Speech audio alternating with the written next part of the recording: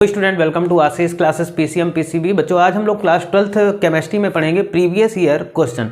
तो class 12th chemistry में आज हम लोग पढ़ने जा रहे हैं प्रीवियस ईयर क्वेश्चन, जो कि हमारे क्लास 12th बोर्ड एग्जाम 2024 के लिए बहुत ही ज़्यादा इंपॉर्टेंट होने वाले हैं। ठीक है, तो यहाँ पर अगर हम बात करते हैं तो ये हमारे मोस्ट एक्सपेक्टेड पीवाईक्यू क्वेश्चन है, जो कि बहुत बार रिपीट हुए हैं और ये ऐसे क्वेश्चन है जिनके बोर्ड एग्जाम में हर बार आने की संभावनाएं ज़्यादा रहती है। ठीक है, तो इंपॉर्टेंट क्वेश्चन है। जैसे हम पहले क्वेश्चन की बात करते हैं तो ये 2020 का पूछा गया क्वेश्चन है, यानी 2020 में केमिस्ट्री में ये क्वेश्चन आया था। ठीक है, क्वेश्चन क्या है कि right the name of the name and structure of monomer in the following polymer. ठीक है, तो देखिए सबसे पहले हम बात करते हैं बुना एस की। ठीक है, बुना एस क्या होता है? तो बुना एस होता क्या है? ब्यूटाडाइइन।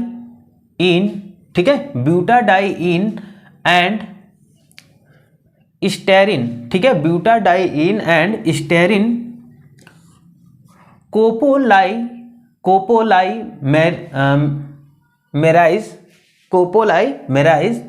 टू प्रोवाइड बुना एस पॉलीमर। ठीक है, तो ये दोनों मिलकर के बुना एस पॉलीमर बनाते हैं। ठीक है, तो सबसे पहले हम बात करते हैं यहाँ पर ये जो स्ट्रक्चर आपको देखने को मिल रहा है और ये स्ट्रक्चर देखने को मिल रहा है, ये क्या है? ब्यूटाडाइइन और क्या है? स्टेरिन कोपोलाइमेराइज। ठीक है, तो इनकी बात करते हैं। इनका जब क्या कराया जाता है?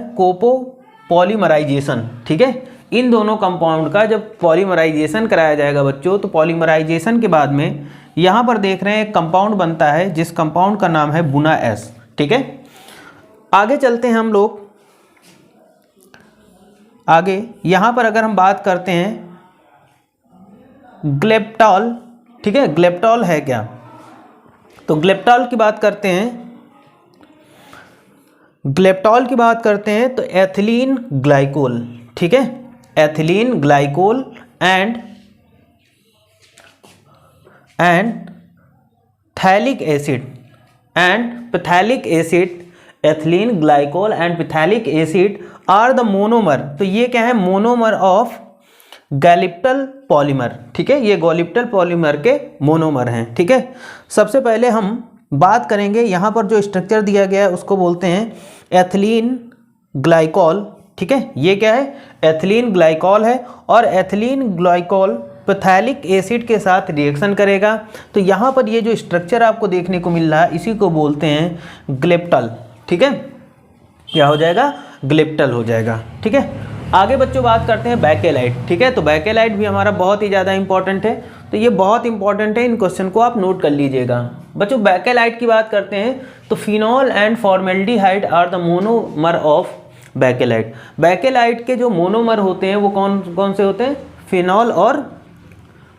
Phenol and formaldehyde. ठीक है, तो देखो यहाँ पर हम बात करते हैं फिनॉल की और इधर बात करते हैं हम फॉर्मेल्डिहाइड। तो ये दोनों किसके मोनोमर हैं? ये दोनों किसके मोनोमर हैं? तो ये बैकेलाइट के मोनोमर हैं। ठीक है, तो ये जब रिएक्शन करेंगे तो रिएक्शन करने के बाद में यहाँ पर आपको जो ये प्रोडक्ट दिख रहा है, ये जो स्ट्रक्चर दिख रहा है, इसी को बोलते हैं बच्चों बैकेलाइट। क्या बोलते हैं? बैकेलाइट बन जाता है। ठीक है, तो इंपॉर्टेंट क्वेश्चन था, इसको ऐसे ही आप नोट कर लीजिएगा कॉपी पर और एक दो बार प्रैक्टिस कीजिएगा और उसके बाद में आराम से आप नोट कर लीजिएगा। ठीक है, आगे हम बात करते हैं right the IUPAC name and hybridisation. यहाँ पर कुछ आपको कॉम्प्लेक्स दिए जाएंगे, उन कॉम्प्लेक्सेस का क्या करना है? सबसे पहले आपको आईपीएसी नेम बताना है और उसके बाद में उनमें किस टाइप का हाइब्रिडाइजेशन है ये आपको बताना है। ठीक है, तो सबसे पहले CONH3 का होल पावर 6 और यहाँ पर प्लस का 3 चार्ज है। ठीक है, तो ये एक कंपाउंड यानी एक कॉम्प्लेक्स दिया गया और इस कॉम्प्लेक्स का आईपीएसी नेम जो होगा, ये जो आईपीएसी नेम है, आईपीएसी नेम क्या है? हेक्साएमीन। क्या है? हेक्साएमीन कोबाल्ट। ठीक है, हेक्साएमीन कोबाल्ट थर्ड आयन। ठीक है, हेक्साएमीन कोबाल्ट थर्ड आयन, ये क्या हो जाएगा? ये इसका आईपीएसी नेम हो जाएगा। और इसमें अगर बात करते हैं हाइब्रिडाइजेशन किस प्रकार का होगा, तो यहाँ पर होगा D2sp3 टाइप का इसमें हाइब्रिडाइजेशन होगा। ठीक है, उसके बाद में दूसरे कॉम्प्लेक्स की ओर चलते हैं NiCl4 और यहाँ पर देखिएगा डबल माइनस का चार्ज है, ठीक है। तो यहाँ पर अगर हम बात करते हैं इसका आईपीएसी नेम क्या होगा, तो आईपीएसी नेम है टेट्रा क्लोराइडो, है ना, टेट्राक्लोराइडो निकलेट, ठीक है, टेट्राक्लोराइडो निकलेट हो गया। और सेकंड आयन, ठीक है, सेकंड आयन है। और उसके बाद में इसमें हाइब्रिडाइजेशन की बात करते हैं तो इसमें sp3 टाइप का हाइब्रिडाइजेशन पाया जाता है। तो ये भी एग्जाम, ये आपका जो क्वेश्चन दिख रहा है ये आपका 2020 बोर्ड एग्जाम का है, यानी 2020 में ये भी क्वेश्चन पूछा गया है। तो ये जो क्वेश्चन आपके PYQ क्वेश्चन हैं, इनको सॉल्व करके आप बोर्ड एग्जाम में पूरे के पूरे मार्क्स ला सकते हैं, ठीक है। यानी अगर आप अभी तक आपने तैयारी नहीं की है तो आप इन क्वेश्चन को सॉल्व करके आप बोर्ड एग्जाम में केमिस्ट्री में बहुत ही अच्छा स्कोर कर सकते हैं। ओके, चलते हैं नेक्स्ट क्वेश्चन की ओर।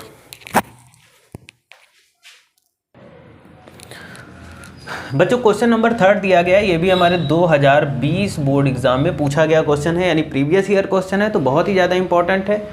तो चलिए देखते हैं क्वेश्चन क्या है। Define the term with as a suitable example in each.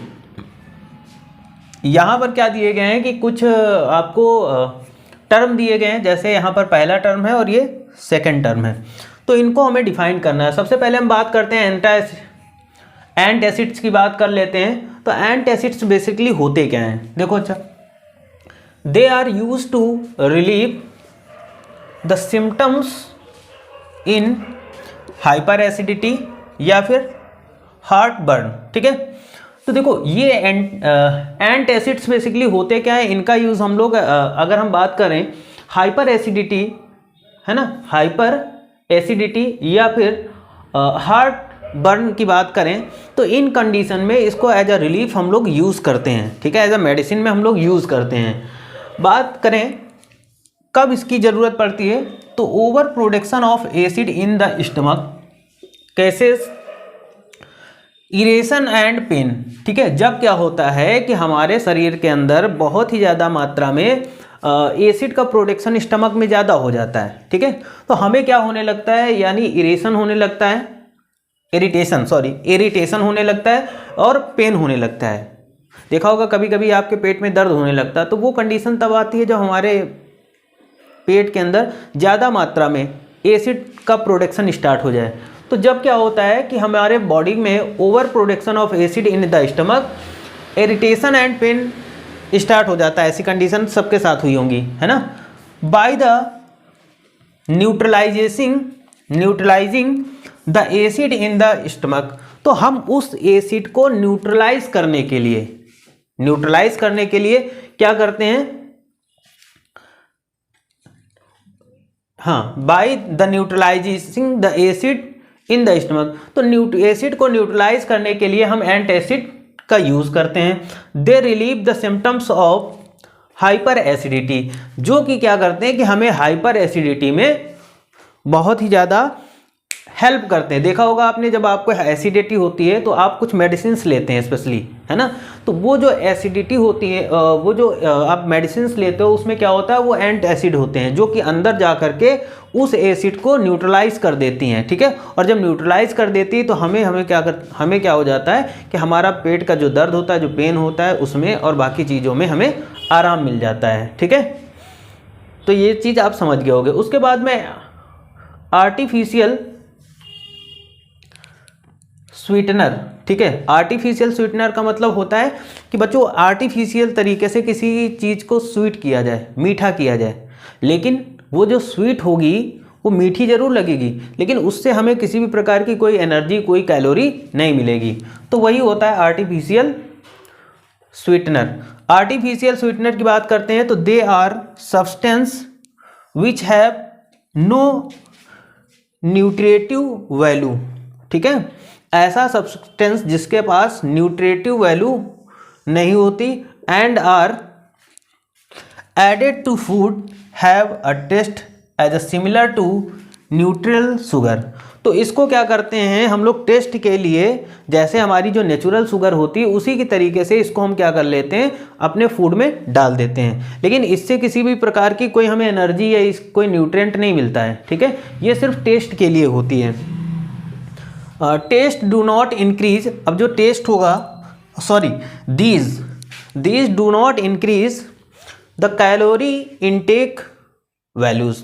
अब ऐसा नहीं कि हमने इस वाली शुगर को खा लिया, आर्टिफिशियल शुगर को, तो इससे कोई हमें कैलोरी मिल जाए, इससे कैलोरी नहीं मिलेगी। लेकिन हाँ, टेस्ट के लिए ये बहुत ही अच्छी होती है, इससे केवल हमें क्या मिल सकता है, टेस्ट मिलता है, ठीक है। तो इससे हमें किसी भी प्रकार की कैलोरी नहीं मिलती है। इसका एग्जाम्पल हो जाता है ये, एग्जाम्पल क्या हो जाएगा, एज पर टेम, ठीक है। तो ये ऐसी शुगर होती है जिसके द्वारा क्या होता है कि हमें टेस्ट के लिए तो शुगर यूज़ करते हैं, लेकिन इससे हमें किसी भी प्रकार की कोई कैलोरी, कोई न्यूट्रिएंट नहीं मिलता है। उसके बाद में बच्चों क्वेश्चन नंबर 4 दिया गया, ये भी 2020 का पूछा गया क्वेश्चन है कि what type of protein present in creatine. हम क्रिएटिन की बात करते हैं तो क्रिएटिन में किस प्रकार की प्रोटीन पाई जाती है, तो हम बात करेंगे क्रिएटिन में फाइब्रस टाइप प्रोटीन पाई जाती है। कैसी प्रोटीन पाई जाती है, फाइब्रस प्रोटीन पाई जाती है, ठीक है। तो आप इन क्वेश्चंस को बिल्कुल रट लीजिएगा, क्योंकि ये क्वेश्चन आपके क्लास 12 बोर्ड एग्जाम्स के लिए बहुत ही ज़्यादा इंपॉर्टेंट होने वाले हैं, ठीक है। और चैनल पे अगर आप नए हैं तो चैनल को सब्सक्राइब करके जरूर रखिएगा, क्योंकि रेगुलर आपको एक वीडियो मिलता है केमिस्ट्री का मोस्ट एक्सपेक्टेड क्वेश्चन का। तो ये क्वेश्चन कितना इंपॉर्टेंट है ये आप जान चुके हैं। इससे पहले कम से कम काफ़ी लेक्चर आ चुके हैं, अगर आप नए हैं तो उन लेक्चर्स को ज़रूर देखिएगा और इस लेक्चर को भी देखिएगा, और इनको सबको आप कॉपी पर नोट करिएगा। कॉपी पर नोट करते जब जाएंगे उसके बाद में आप रट लीजिएगा, और एग्ज़ाम टाइम में आप इनको एक बार एग्ज़ाम से पहले देख लीजिएगा, थोड़ा सा रिवीजन कर लीजिएगा, तो आप बोर्ड एग्ज़ाम में बहुत ही अच्छे नंबर लाएंगे। तो आज के लिए इतना ही रखते हैं। Thank you for this class.